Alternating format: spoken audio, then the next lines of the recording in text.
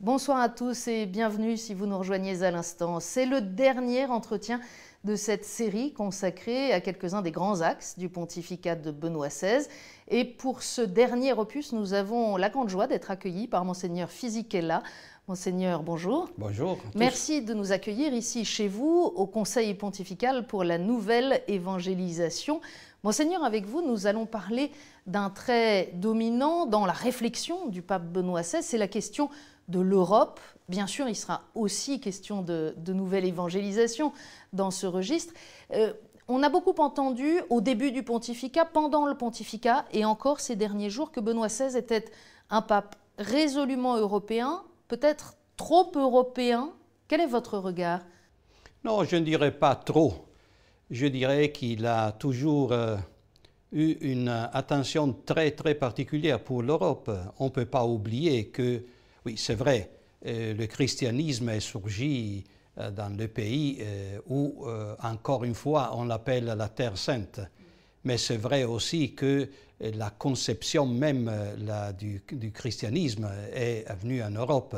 On ne peut pas oublier la pensée des Grecs, la pensée des Latins, Rome et Athènes. On ne peut pas penser que dans la pensée même de Benoît XVI, l'Europe ne pouvait pas avoir un rôle très important. Et ensuite, pour la nouvelle évangélisation, l'Europe sont les pays d'Europe qui sont en train de vivre un sécularisme très fort.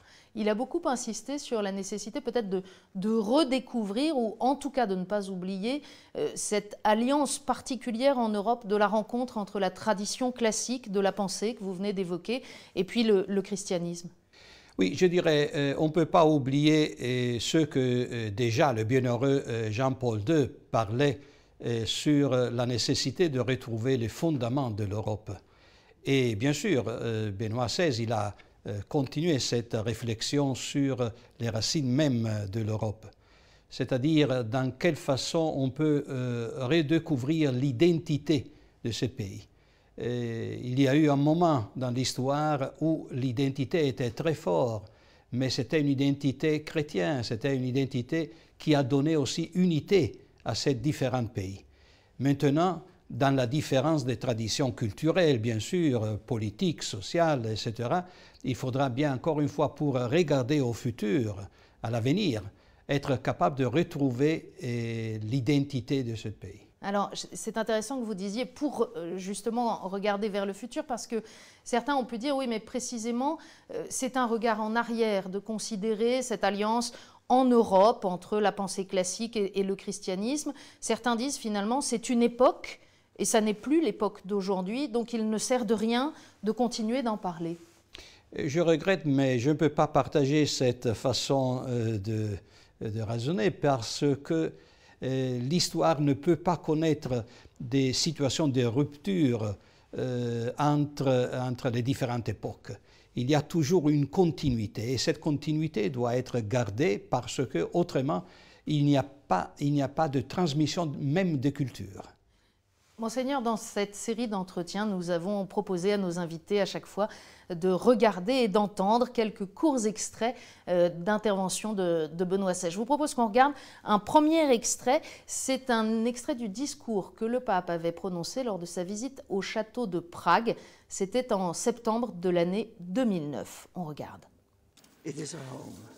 L'Europe est plus qu'un continent, c'est une maison et la liberté trouve son sens le plus profond dans une patrie spirituelle, avec un respect entier pour la distinction entre le domaine politique et celui de la religion, qui garantit la liberté des citoyens d'exprimer leurs croyances religieuses et de vivre en conformité avec elles.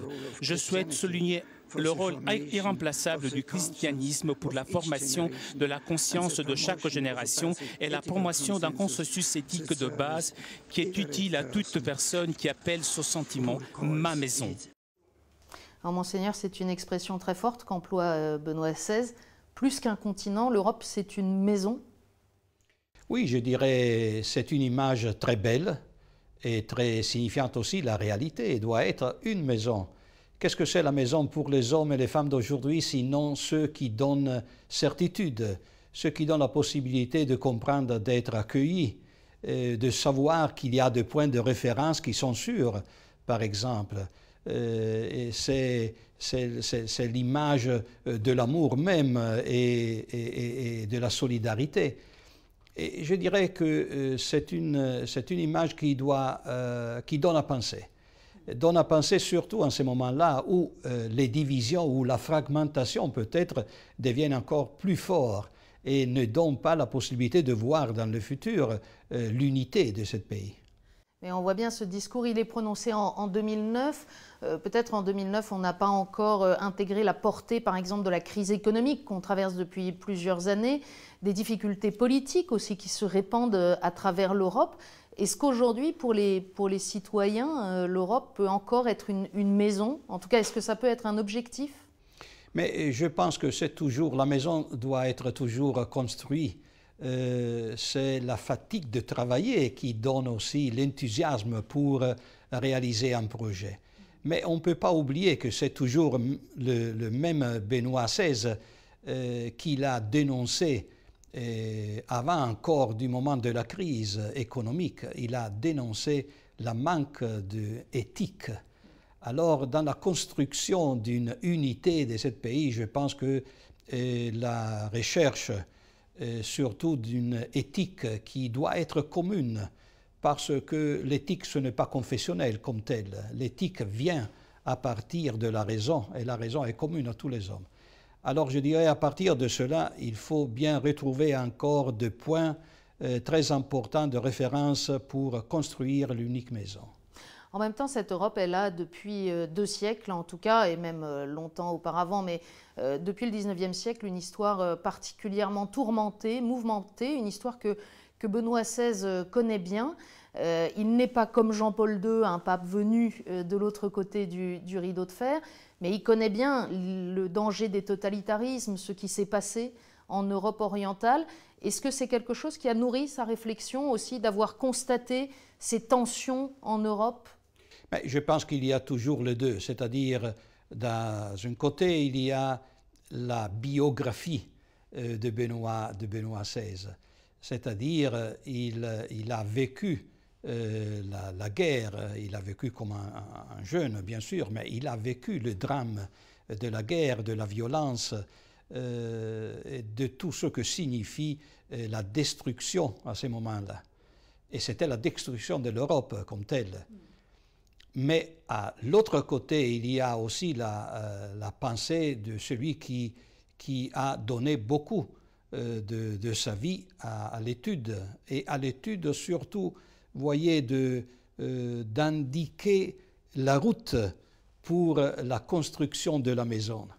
Alors je dirais qu'ils sont les deux, l'expérience personnelle et la profondeur de la pensée qui porte à dire l'Europe a vraiment besoin d'un coup, d'une provocation, d'un défi, accepter le défi, je dirais, pour garder avec confiance et enthousiasme à l'avenir. C'est tout le paradoxe de ce continent qui, on le rappelait tout à l'heure, a donné naissance à cette culture européenne si vaste, a produit tant de beauté. Benoît XVI y est sensible aussi dans les arts, dans l'architecture, dans de nombreux domaines.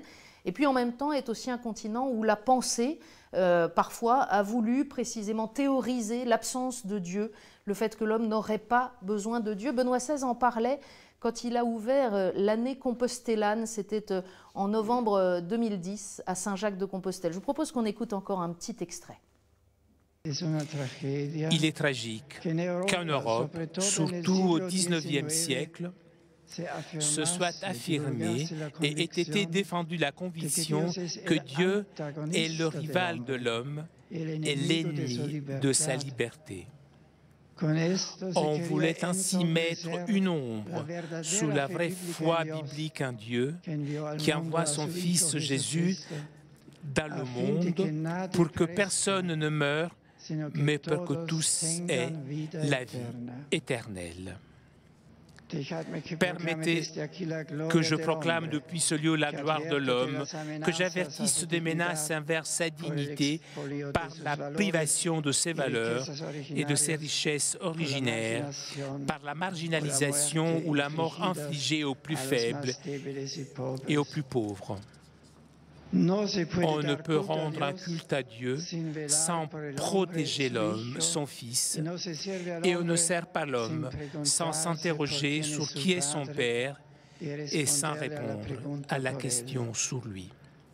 L'Europe de la science et des technologies, l'Europe de la civilisation et de la culture, doit être en même temps l'Europe ouverte à la transcendance, à la fraternité avec les autres continents, ouverte au Dieu vivant et vrai, à partir de l'homme vivant et vrai. Voilà ce que l'Église désire apporter à l'Europe, avoir soin de Dieu et avoir soin de l'homme, à partir de la compréhension qui, de l'un et de l'autre, nous est offerte en Jésus-Christ. Alors cette tragédie de l'Europe où se développe l'idée que l'homme peut vivre sans Dieu, c'est vraiment une maladie du continent? Ah oui, je suis sûr, c'est vraiment une maladie. Et il faut retrouver la médecine qui est la plus cohérente pour sortir de cette maladie très grave. Parce que avoir réalisé, la tentation de réaliser l'émargination de Dieu, apporter des conséquences à l'émargination même de l'homme. L'égoïsme, l'individualisme très fort qui caractérise notre société, notre culture, cela, à mon avis, vient comme conséquence de l'émargination de Dieu. Alors c'est compliqué parce que Benoît XVI souligne les grandes idéologies, les grands systèmes de pensée qui ont fait disparaître Dieu de l'horizon, mais aujourd'hui, ce que nous vivons est plus diffus. Ça n'est pas tant une idéologie dominante qui serait portée par un parti politique qu'un mode de vie européen qui a simplement fait disparaître Dieu de l'horizon. Mais je dirais que les idéologies sont presque disparues. On n'a plus d'idéologie, on n'a plus de profondeur même des pensées. Mais l'athéisme ou l'indifférence a maintenant de nouvelles formes de concrétisation et c'est devenu un athéisme des comportements. Et c'est pour cela, pour nous, c'est le défi le plus difficile. Parce que face à l'idéologie, alors on pouvait avoir aussi la grandeur de notre pensée et la contraposition peut-être plus facile à être au niveau de la pensée. Mais dans les comportements, alors le défi pour nous devient un autre style de vie. C'est là où on peut comprendre la différence entre vivre sans Dieu et la tristesse qui vient des conséquences, l'émargination même de l'amour, de la solidarité. Et je pense que toujours, on n'a jamais, comme aujourd'hui, on n'a jamais eu l'expérience de la trahison, par exemple, entre les personnes. Même dans la famille, dans l'amitié, dans l'amour. Parce que tout est fondé sur l'épanouissement personnel ou mes intérêts personnels avant toute chose? Parce qu'il y a seulement moi-même. C'est le narcissisme d'aujourd'hui qui donne la provocation plus forte. À l'autre côté, à mon avis, il y a le témoignage, c'est-à-dire c'est le style de vie des croyants qui permet encore de rencontrer le vrai visage de l'homme parce qu'on est mis face au visage du Christ, l'homme nouveau. Et c'est-à-dire là, il faudra bien avoir l'enthousiasme, la joie, l'amour, la solidarité, la capacité de vivre encore notre foi avec l'enthousiasme de la première communauté. Ça veut dire, Monseigneur, que cette nouvelle évangélisation, elle passe d'abord par le témoignage de vie des catholiques? Sans doute, c'est une unité qui, aujourd'hui, surtout, doit être gardée, c'est-à-dire l'annonce et le témoignage. Le témoignage doit être sans doute transparent pour montrer la crédibilité de l'annonce. Sur le plan européen, est-ce que vous avez le sentiment que les défis pour cette nouvelle évangélisation sont les mêmes à l'Est et à l'Ouest aujourd'hui? Sont différentes, parce que les traditions culturelles sont différentes. C'est-à-dire l'Est et l'Ouest sont différentes pour la culture, la différence de culture par exemple. L'Est a gardé, par exemple, la voie de la beauté. Nous l'avons oublié, ou peut-être nous avons une autre culture de la beauté. Et le temps moderne, par exemple, ont créé une rupture dans la conception même de la beauté. C'est plus facile, par exemple, dans l'Est, ils ont gardé mieux, parce qu'on a eu une histoire de souffrance. On ne peut pas oublier que le totalitarisme, c'était pour la communauté chrétienne, c'était pour les croyants, c'était un moment de martyr, un martyr qui ont vécu toutes les communautés. Et la transmission de la foi, par exemple, a été donnée par les grands-parents, le grand rôle qu'on a joué, les grands-parents, dans les moments de l'obscurité. L'Occident, l'Europe de l'Ouest, l'autre côté, a vécu avec la richesse, avec plusieurs choses qui ont fait oublier l'essence de la vie. Est-ce qu'on peut dire que ces deux poumons de l'Europe, comme les appelait Jean-Paul II, ils peuvent s'enrichir mutuellement aujourd'hui, peut-être avec une présence de la dimension spirituelle qui est encore plus marquée à l'Est et dont l'Ouest pourrait s'inspirer, et puis avec cette tradition du dialogue entre foi et raison qui est peut-être plus inscrit dans l'Europe occidentale? Oui, sans doute. On ne peut pas oublier que dans les deux traditions, il y a les deux qui sont présentes. Parce que la tradition que nous avons de spiritualité, et à partir de Sainte Thérèse, par exemple, de Saint Jean, ce n'est pas secondaire des autres. Mais l'autre ont gardé sans doute la tradition des pères de l'Église, la richesse de l'Église. Nous l'avons découvert seulement à partir du Vatican II, encore une fois. Et à l'autre côté, sans doute, la tradition de la raison que nous avons doit aider aussi les églises de l'Est à faire un pas en avant dans la compréhension et dans la communication de l'Évangile et de la foi. Monseigneur, dans cette intervention à Saint-Jacques-de-Compostelle, Benoît XVI appelait de ses vœux à ce que la voix de Dieu résonne à nouveau sous le ciel de l'Europe. Est-ce que son pontificat aura contribué à cela? Je pense qu'on peut répondre dans une manière positive. Benoît XVI, c'est lui qui a montré la nécessité de la profondeur de la raison, mais pas seulement pour donner un fondament à la pensée comme telle, mais parce que dans la profondeur de la raison et dans les traditions de la culture, on peut retrouver Dieu. On ne peut pas oublier le discours que Benoît XVI a fait au Collège de Bernardin à Paris, là où il montrait dans une façon très claire que la culture, que la raison, la recherche de la raison, c'était toujours la recherche de Dieu. C'était le quaerere Deum, c'est-à-dire c'était la joie de l'âme, la joie de l'esprit. Mais la joie de l'esprit, comme disait déjà saint Anselme au Moyen-Âge, c'est la capacité de retrouver la sérénité en soi-même. Et quand on garde face à la vérité, on découvre la vérité, cela est la vérité de Dieu, c'est la vérité sur l'homme même. Et c'est cela la sérénité, la joie du cœur et de la raison même. Monseigneur, dans les derniers jours de ce pontificat, tous les regards sont déjà tournés vers l'avenir. Beaucoup d'observateurs soulignent que la réalité des forces de l'Église se trouve aujourd'hui dans l'hémisphère sud, en Amérique latine, en Asie, en Afrique. Vous êtes président de ce Conseil pour la nouvelle évangélisation. Quelles sont vos espérances pour l'Europe? Est-ce qu'il y a encore beaucoup d'enjeux en Europe ou est-ce que résolument il faut se tourner vers le sud? Je peux vous dire ce que plusieurs des pères dans le dernier synode ont l'intervention, ce qu'ils ont dit. Et plusieurs en ont parlé en disant la crise de l'Europe devient aussi la crise de l'Amérique latine. On ne peut pas oublier cela. La force de l'Europe devient aussi la force de l'Amérique latine. Il y a une complémentarité entre les deux. Je dirais le destin est le même parce que l'Église est unique.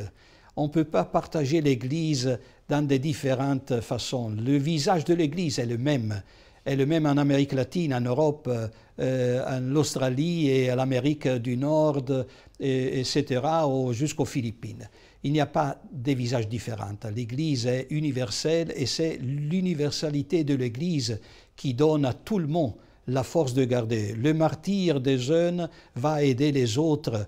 Et la force de la raison, de la tradition des jeunes va aider les autres.